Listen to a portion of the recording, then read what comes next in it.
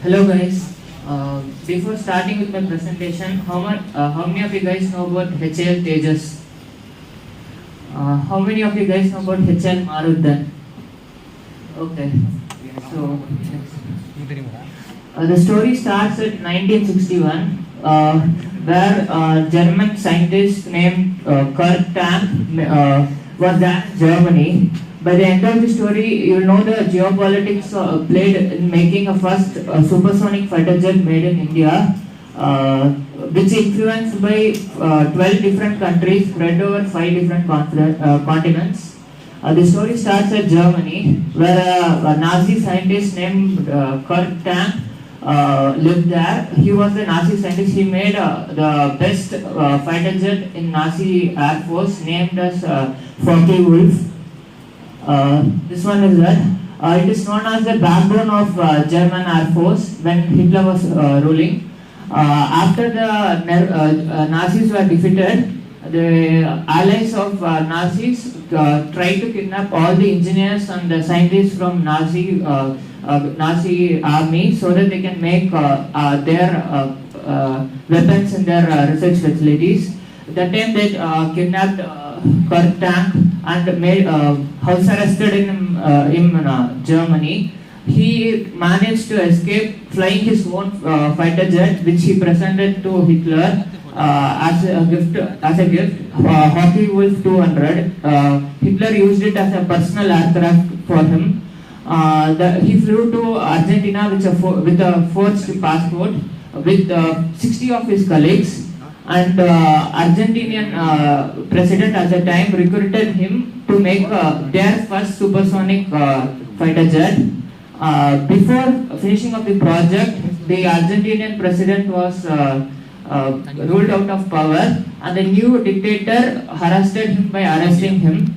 So he, in order to pursue his dream of making supersonic jet, he flew to India and proposed an offer to HAL. HAL is like ISRO. ISRO builds rocket to India. Similarly, HAL builds fighter jets and missiles and attack helicopters for Indian Air Force and Navy. So he offered HAL that he will build the first supersonic jet, fighter jet in the world. Supersonic is the jet can pass Mach 1 speed. Mach 1 is it can go speeder than the sound. So he offered he will make a fighter jet which will cross supersonic speed, and they said they were okay with it. So the fundings were not given at the starting when he asked. So he worked as the director of MIT, not the US one, which is here in the Chennai as director. Coincidentally, at that time, APJ Abdul Kalam was also studying there. Here's a picture of that. Then at 1956, the project was given funding. So he and his colleagues, actually 60 of his colleagues from Germany went to Argentina, but 17 of them only came with him to India. Others flew back to States because States offered him a large sum of money to make their first supersonic jet, but he refused because they were US was against Germany, right? So next slide. So HAL and the Indian Air Force asked them to make a fighter jet which had such a very big requirement. It should be a multi-role fighter with high altitude interceptor and as a low altitude attack jet, and it should also have a capability to land in Vikrant, our naval fleet. Yeah. Next. And 1956, when he came to HAL Bangalore, he realized that he not only has to make a jet of this capable, he has to make the tools to make it, because HAL Bangalore did not even have a runway when he came. So 1 year he spent on building the tools like hangar and runway and the machine shop to make prototypes. And 1956 they named this as Marut, which translates to spirit of the event.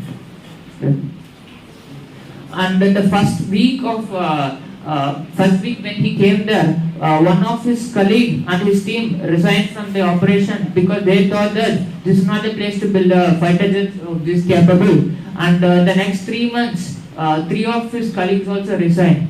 So only person who supported him in India was Suraj Das, who was the wing commander at the time. He was also the deputy director of the project. And in 1958, the first production HAL Marut was made, and he flew it at the speed less than Mach 1. And after 2 years, the first prototype was made, and it was displayed in the Independence Day of 1961. And it did not cross. It was designed to cross Mach 2, but it did not even cross Mach 1. Because it was not the fault on the plane, it was fault on the engine. First, when they designed the plane, they wanted Rolls-Royce Orpheus 12, which was an afterburning engine, but they couldn't get it because again I said before, right, that US took majority of his colleagues, right? They wanted to build, so they did not want India to make the first supersonic jet. So they said they talked with UK and did not allow Rolls-Royce to give the engine. So they managed with a very old engine, which did not allow Marut to cross supersonic level, next level. So they had two choices now. One from Soviet, that is RD9, and ATR9 from France. ATR9 is better than even the Rolls-Royce engine, but again it is made by France, and that one is made by Soviets. I mean, France also comes under NATO, so US did not allow France to give. So RD9 was their only choice, which was underpowered than the designed one. So Marut was not able to cross Mach 2 or even Mach 1. It was not supersonic. But even though it was not supersonic, the design was very good. So the IFS ordered 157 Maruts for the Indian Air Force. So this was at the Battle of Longewala, where Pakistanis were defeated by the Indian Army. 200 Pakistani soldiers were killed, and more than 3,000 were arrested. But only 2 Indian soldiers and no Marut was destroyed in that. And not even one Marut till today has defeated in air-to-air combat. And next slide. India spends more than 53,000 crores in defense only in IFS, Indian Air Force. We recently bought Rafale for 8.3 billion. If US would have given would have not stopped us from getting the engine from UK, India would have had the first supersonic jet. That means by this 40 years from that day, we would have had the best supersonic engines, because we would have made other versions. So we would have spent more than billions of dollars. We are spending more than 10 billion every year to buy fighter jets from other countries.